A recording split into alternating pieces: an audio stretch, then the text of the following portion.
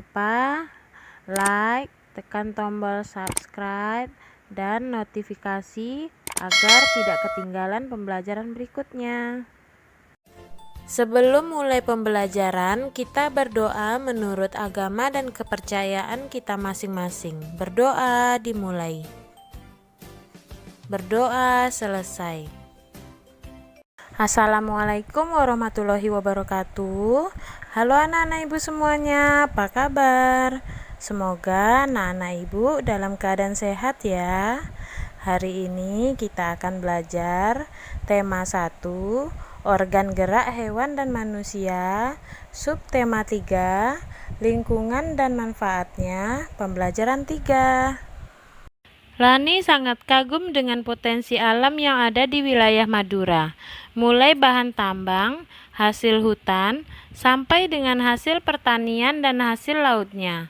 Semua itu bisa dimanfaatkan dengan sebaik-baiknya untuk meningkatkan taraf kehidupan masyarakat. Pulau Madura termasuk Provinsi Jawa Timur. Meskipun demikian, secara geografis Pulau Madura terpisah dengan kabupaten-kabupaten lain di Jawa Timur. Madura merupakan pulau tersendiri yang terpisah dengan Pulau Jawa. Ayo mengamati kondisi geografis Indonesia sebagai negara maritim dan kepulauan menyimpan potensi yang besar dalam berbagai bidang, seperti di bidang ekonomi, sosial, budaya, dan transportasi. Potensi-potensi tersebut dapat menjadi modal penting dalam pembangunan nasional guna mewujudkan kesejahteraan masyarakatnya. Wilayah Indonesia yang berupa kepulauan antara pulau satu dengan yang lainnya disatukan oleh laut mengakibatkan bervariasinya potensi yang dimiliki oleh bangsa Indonesia. Masing-masing pulau memiliki karakteristik masing-masing, mulai dari kondisi alam maupun kondisi sosial budayanya. Variasi dan karakteristik potensi tersebut terlihat dari lengkap dan beragamnya bentang alam dan hasil alamnya. Beragamnya suku bangsa yang mengakibatkan beragam pula adat istiadat dan budayanya, serta beragamnya agama, golongan, dan kelompok masyarakatnya. Keberagaman yang disebabkan adanya perbedaan antara pulau satu dengan pulau yang lainnya ini tidaklah menjadi pemecah dan perenggang, namun justru menjadi pemersatu, karena antara yang satu dengan yang lain bisa saling melengkapi. Pengaruh kondisi geografis Indonesia sebagai negara maritim terhadap kehidupan ekonomi masyarakat. Kondisi geografis sebagai negara maritim dan kepulauan membawa banyak keuntungan bagi bangsa Indonesia. Wilayah laut Indonesia yang sangat luas telah diakui secara internasional sebagai negara maritim yang ditetapkan oleh UNCLOS pada tahun 1982. Hal ini berarti bangsa Indonesia diberi kewenangan untuk memanfaatkan potensi sumber daya laut. Cakupan wilayah yang sangat besar dan luas, tentu saja laut Indonesia mengandung keanekaragaman, sumber daya alam laut yang sangat potensial, baik hayati maupun non-hayati. Sumber daya alam laut tersebut antara lain ikan, terumbu karang, dengan kekayaan biologi yang bernilai ekonomi tinggi, wilayah bahari, sumber energi minyak dan gas bumi, bahan mineral, dan juga media transportasi antar pulau. Semua potensi alam tersebut tersedia dalam jumlah yang besar dan tersebar di seluruh wilayah Indonesia. Besarnya pulau ekonomi dari pemanfaatan potensi sumber daya laut yang sedemikian besar ini tentunya dapat memberikan kontribusi bagi kehidupan ekonomi masyarakat Indonesia, hingga pada akhirnya juga akan memberikan kontribusi bagi kesejahteraan bangsa.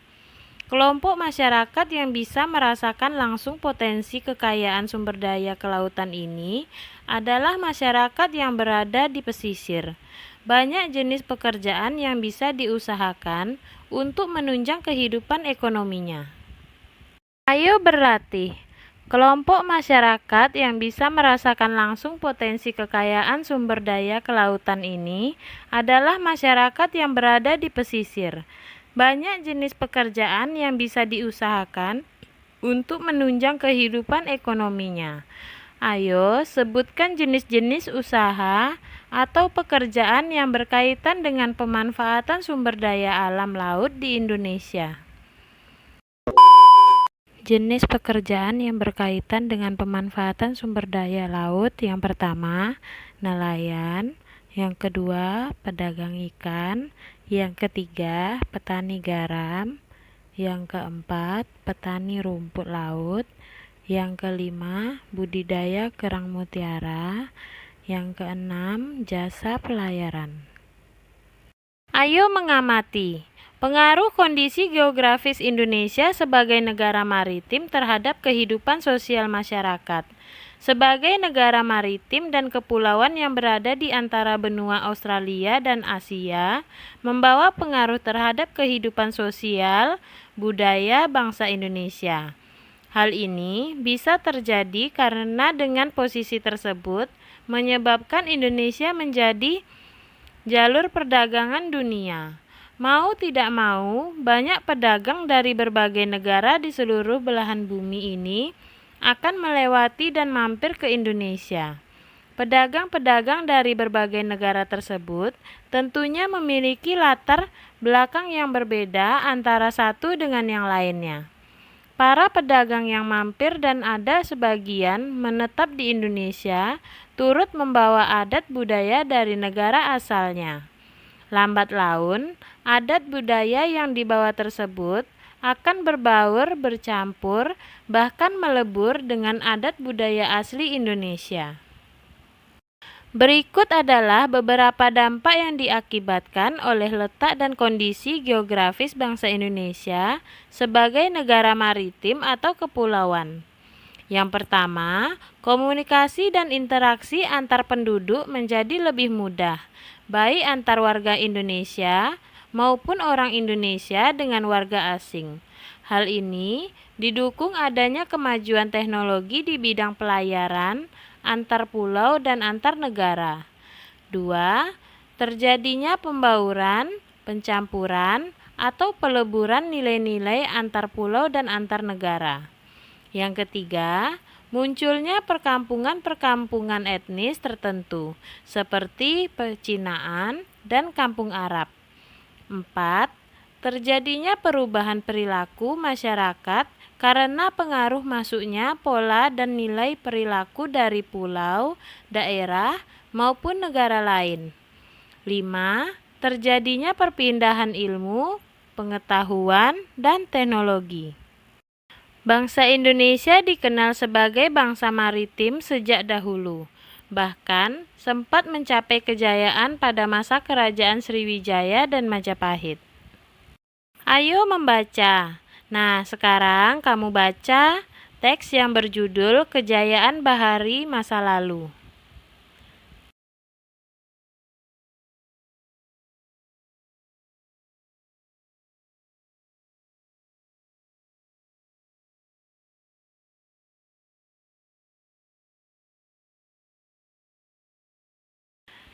Selanjutnya, tentukan ide pokok dari masing-masing paragraf tersebut.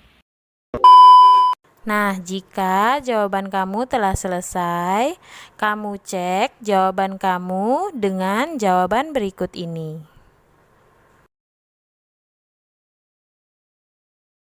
Keberagaman yang disebabkan adanya perbedaan antara pulau satu dengan pulau lainnya tidaklah menjadi pemecah dan perenggang, namun justru menjadi pemersatu karena antara yang satu dengan yang lainnya bisa saling melengkapi.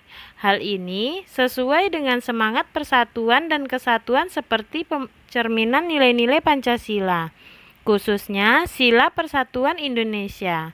Selain itu, juga mencerminkan nilai-nilai yang terkandung sila keadilan sosial bagi seluruh rakyat Indonesia. Tahukah kamu, meskipun terdiri atas 5 sila, namun Pancasila itu merupakan satu kesatuan yang utuh. Pancasila umpamakan sebagai satu paket lengkap yang menopang negara kesatuan Republik Indonesia. Pancasila merupakan satu kesatuan yang bulat dan utuh dari kelima silanya. Sila kesatuan menjiwai sila kedua, menjiwai sila ketiga, keempat, dan kelima. Sila kedua dijiwai oleh sila kesatu, ketiga, keempat, dan kelima. Dan begitu seterusnya. Kelima sila tidak bisa lepas satu dengan yang lainnya. Walaupun masing-masing sila mempunyai nilai-nilai sendiri, tetapi hubungan antar sila merupakan hubungan yang utuh dan saling terkait. Setiap sila yang membentuk Pancasila merupakan unsur yang mutlak yang bentuk kesatuan, bukan unsur pelengkap. Artinya, satu sila menjiwai dan dijiwai oleh sila-sila yang lain. Sila pertama menjiwai sila kedua, ketiga, keempat, dan kelima, dan demikian seterusnya. Misalnya, meskipun sila ketuhanan yang Maha Esa merupakan sila yang berkaitan dengan Tuhan, tetapi tidak berarti sila-sila yang lain hanya sebagai pelengkap saja. Setiap sila yang membentuk Pancasila juga sebagai satu kesatuan yang mutlak, tidak dapat ditambah dan dikurangi. Oleh karena itu, Pancasila tidak dapat diubah menjadi Trisila atau Ekasila. Ayo berlatih untuk menambah pemahamanmu bahwa sila-sila dalam Pancasila merupakan satu kesatuan yang utuh dan setiap sila dijiwai oleh menjiwai sila yang lain.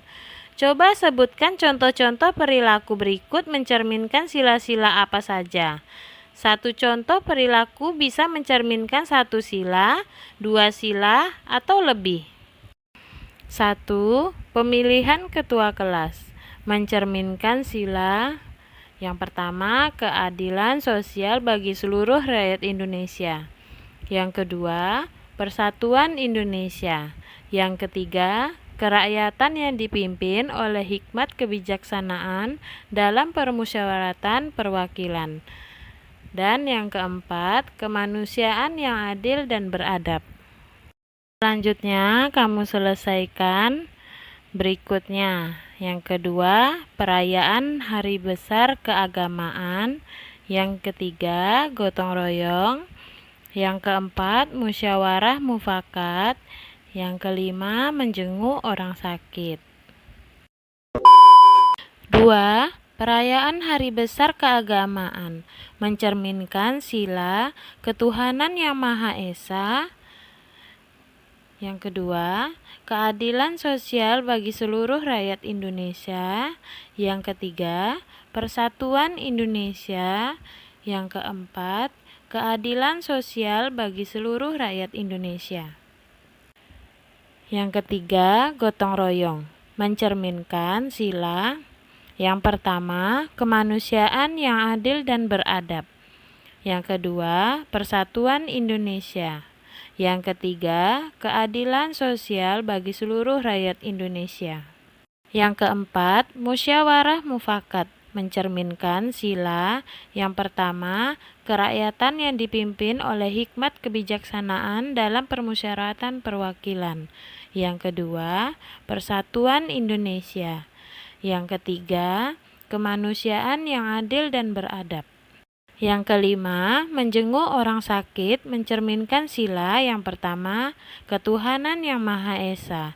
Yang kedua, kemanusiaan yang adil dan beradab. Yang ketiga, persatuan Indonesia. Yang keempat, keadilan sosial bagi seluruh rakyat Indonesia. Pancasila pandangan hidup bangsa Indonesia.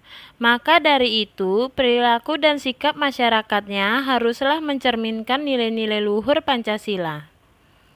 Salah satu contoh pengambilan keputusan yang sesuai dengan nilai-nilai Pancasila adalah pelaksanaan musyawarah untuk mencapai mufakat.